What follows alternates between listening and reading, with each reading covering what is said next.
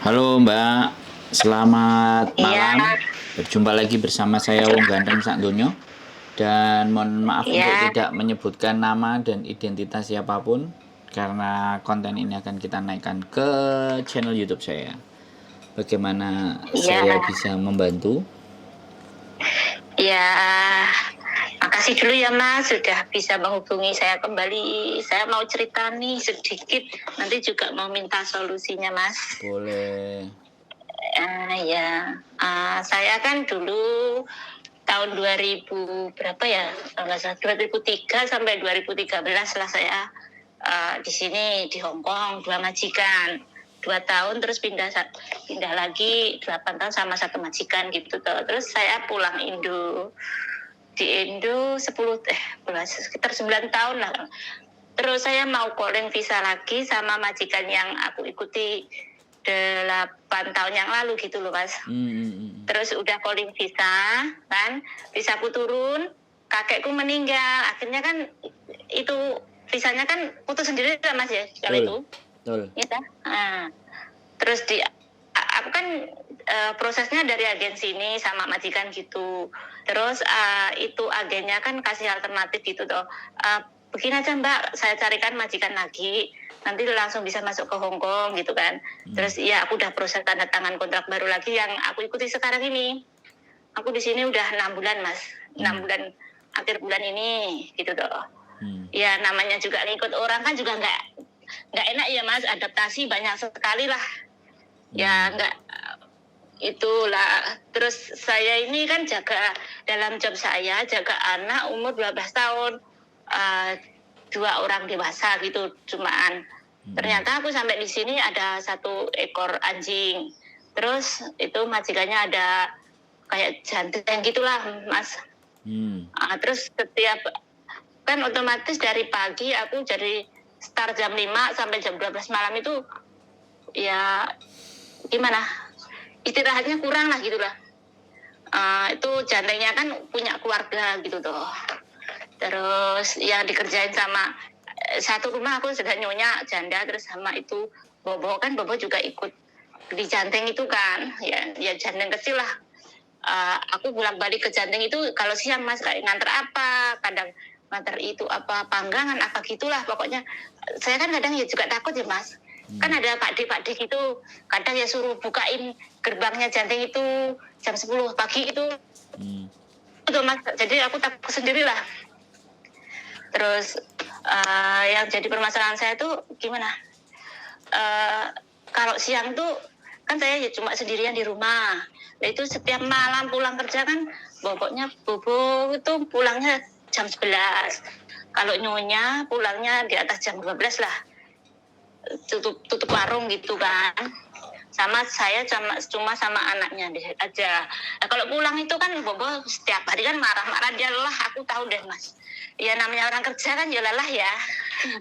Tapi itu membanding-bandingin saya gini ya maklum aja lah ya. Namanya juga itu lah. Terus akhir-akhir ini Bobonya itu kan bilangnya nggak suka sama saya gitu kan. Ya nggak apa-apa lah ya itu masih adaptasi. Nah, yang terakhir itu Bobo komplain saya itu suruh telepon agen. Katanya, aku tuh nggak ngikut kamu. Makan nggak ngikut kamu, apa-apa nggak ngikut kamu tuh nggak bisa kerja gitu kan. Aku diam saja. Ya udahlah gitu kan. Setiap malam tuh marah. Di situ minggu depannya kan libur. Kan setiap minggu aku libur. Dia itu mungkin cari gara-gara Mas. Gimana? Itu koperku itu aku pulang libur itu barang-barangku di luar Mas, barang-barangku tuh udah adil lah gitu. Terus aku tanya sama nyonya kenapa aku nggak punya privasi gitu kan, benar nggak Mas kalau gitu? Aku kan itu sama nyonya lah, nyonya bilang aku nggak tahu gitu, mungkin memang aku dengar tadi di tempat Paisan Bobo bilang Bobo krosek-krosek gitu loh, mungkin dia ntar tak tanyain gitu. Terus itu nyonya itu bilang itu ditanyain, memang Bobo bilang dianya nggak ngaku kalau ya, barangku kan ya masih ada. Aku salahnya itu aku nggak fotoin Mas, aku tuh kaget nangis gitu aja, cuma aku telepon agennya cuma bilang sabarlah Mbak gitu. Terus aku takut ya Mas, kan itu bobotnya kan ya gimana, nggak begitu kap sama aku. Terus sebelumnya memang ya itu kayak naruh uang sembarangan lah, apa itu aku nggak pernah nyentuh sama sekali. Kalau aku pun menyentuh, aku tuh pakai tisu Mas. Aku gimana ya, ketakutan sama diriku sendiri nanti ada kasus gitu kan aku dengerin konten-konten itu banyak yang dijebak gitu. Aku tuh wakut Mas. Habis itu kan aku kan ya gitu komplain sama agennya ya cuma kasih solusi sabar aja dulu. Nyonya pun juga bilangnya ya kamu mengertilah Royanka gitulah. Oh saya kan gitu. Terus rencananya kan aku agak gimana minggu kemarin kan aku nggak sengaja kan ya aku masih chattingan sama bosku yang dulu kan, yang aku mau kembali itu kakekku meninggal. Itu nenekku mau pulang dari Inggris kan, dia kakek meninggal, neneknya kan ikut anaknya di Inggris. Habis itu dia mau balik ke Hong Kong tuh, kemarin aku sempat ketemu tuh, dia bilang gini, kamu mau nggak kerja sama aku lagi ya gitu, nanti cuma sama aku, soalnya aku nggak kerasan di Inggris gitu kan. Terus aku pikir-pikir gimana ya Mas ya, mungkin ini jalan keluarku gitu kan. Aku ketakutanku setiap hari, aku ketakutan loh Mas, tentu apa itu aku takut pakai saudo lah apa itu, takutnya nanti dijebak gitulah, soalnya neneknya itu ya lumayan keras, terus curigaan banget bawaannya. Habis itu yang aku mau tanyakan kan, aku di sini kan udah 6 bulan Mas, aku nggak potong gaji dari PT dulu, aku bayar agen cuman. Seumpama aku kan kemarin hari Rabu kalau nggak salah, nyonyaku yang dulu kan telepon, hari Minggu kita tanda tangan kontrak, kamu ajukan surat klik sama majikan yang kamu sekarang itu gitu dong. Yang jadi pertanyaanku, apakah dataku nanti dikunci Mas sama itu PT sama agenku yang, soalnya agenku yang ini aku nggak kasih tahu gitu loh Mas. Terus kalau aku udah kan aku tanggal 25 kan gajian, rencananya aku besok kan aku mau tanda tangan kontrak sama ngajukan surat break itu, one month notice. Kalau aku tulis di tanggal 20 itu bisa nggak Mas? Makanya aku nulis ngirimnya ke imigrasi tanggal 20, apakah harus tanggal 20 ya akan datang aku keluar, nggak usah nunggu aku gajian gitu Mas?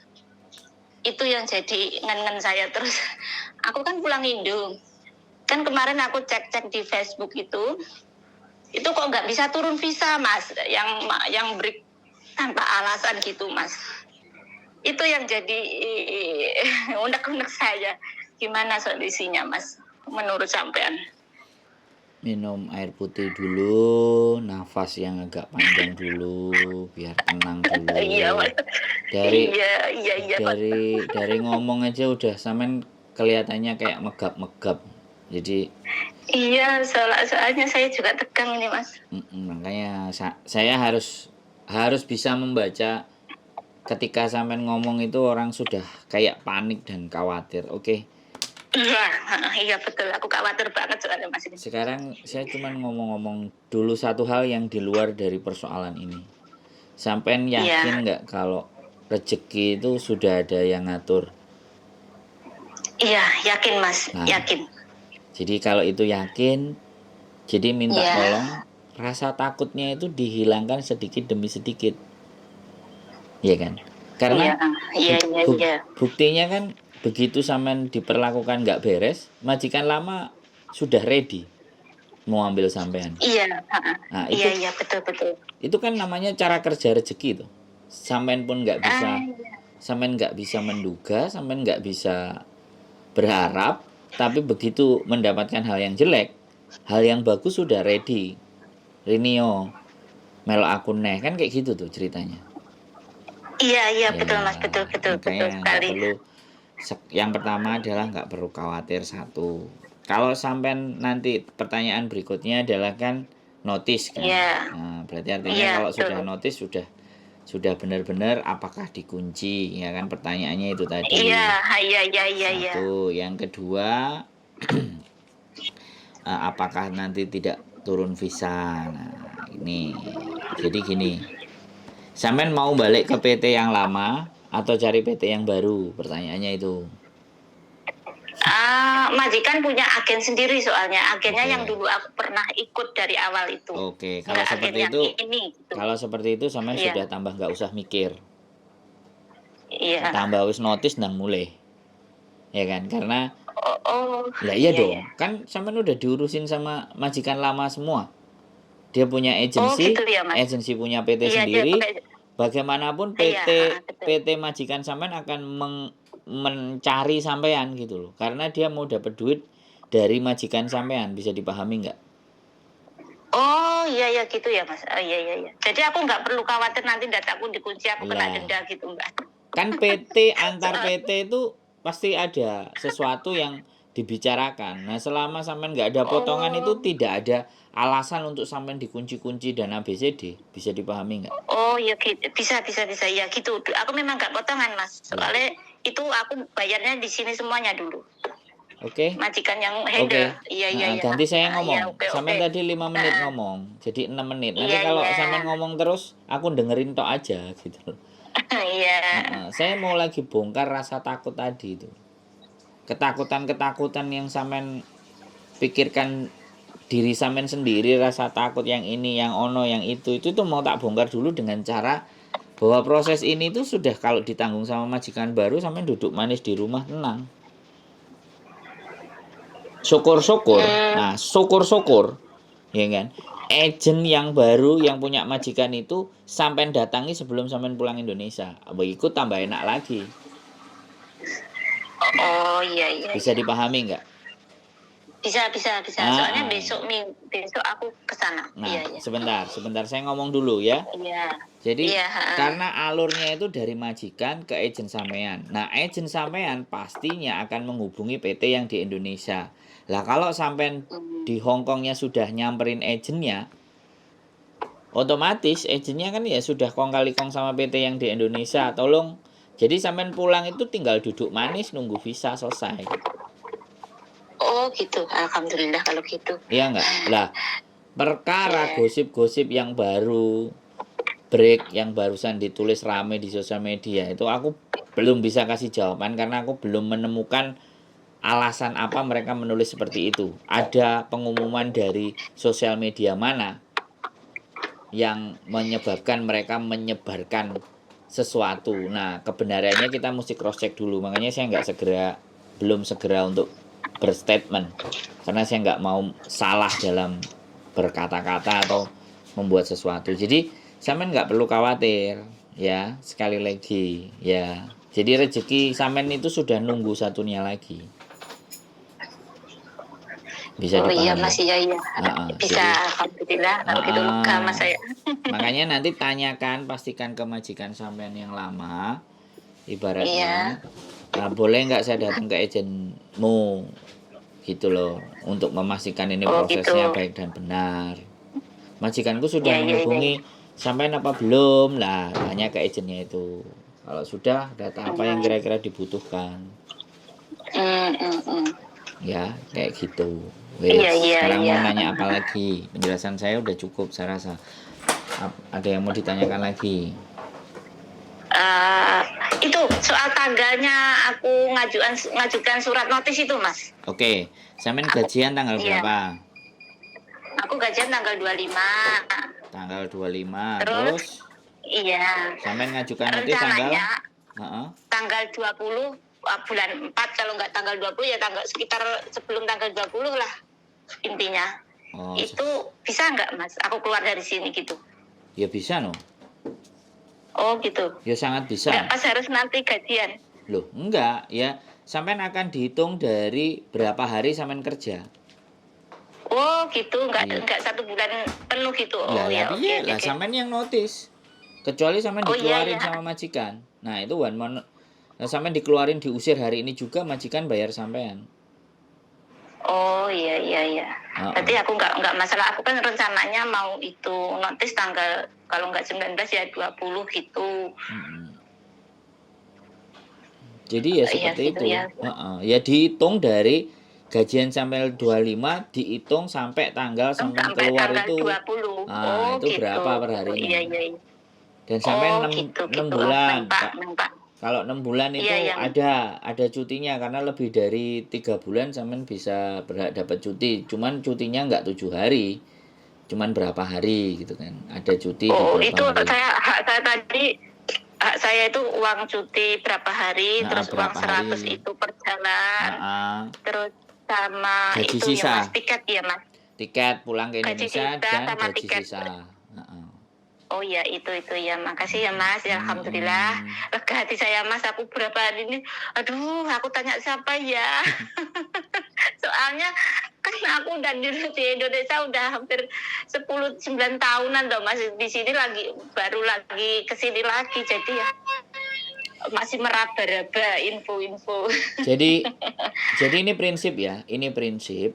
Jadi prinsip kalau sampean sudah break atau intermediate dan pulang ke Indonesia karena ketidakcocokan dengan majikan, entah di intermediate entah break, itu kita anggap sebagai sesuatu yang netral untuk catatan di imigrasi.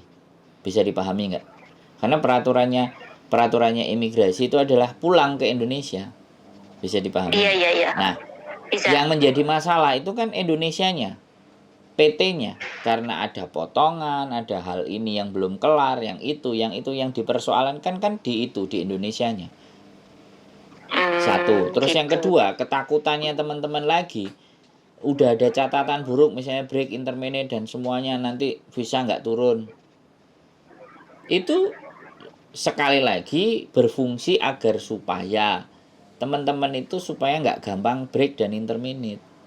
Sebenarnya itu hanya dibuat-buat, menakut-nakuti. Oke. Iya, kalau peraturannya Hong Kong break kontrak, ya terminate kontrak, ya pulang Indonesia. Putus kontrak pulang Indonesia, itu sudah peraturan. Mau balik lagi, ya tinggal imigrasi nanti punya kewenangan. Dan sekali lagi imigrasi itu bukan sesuatu yang kejam. Yang membuat kesan imigrasi kejam dan tidak menurunkan visa itu ucapan-ucapan para staff agensi yang notabene-nya merasa ada pengalaman. Bisa dipahami nggak? Jadi di secara logika itu dan itu sudah sangat mempengaruhi psikisnya teman-teman semuanya yang dari Indonesia, mau baru, mau lama, mau apapun. Akhirnya terus didoktrin untuk harus finish. Sedangkan kondisi psikis manusia itu kan beda-beda. Karakter orang Hong Kong ya wis kurang piye cerewete, kurang piye mafane. Nah, ketika tidak disinkronkan dengan perasaan kita itu masih sering dan banyak menggunakan perasaan. Tidak dibutuhkan perasaan di Hong Kong itu. Di Hong Kong itu dibutuhkan wani ngomong, gak cocok ngomong. Bukan diem, terus dipendam, terus nelongso, terus kok kayak gini amat ya cari duit. Enggak begitu di Hong Kong itu. Manganku kurang, segoku kurang, aku njaluk turuku kurang.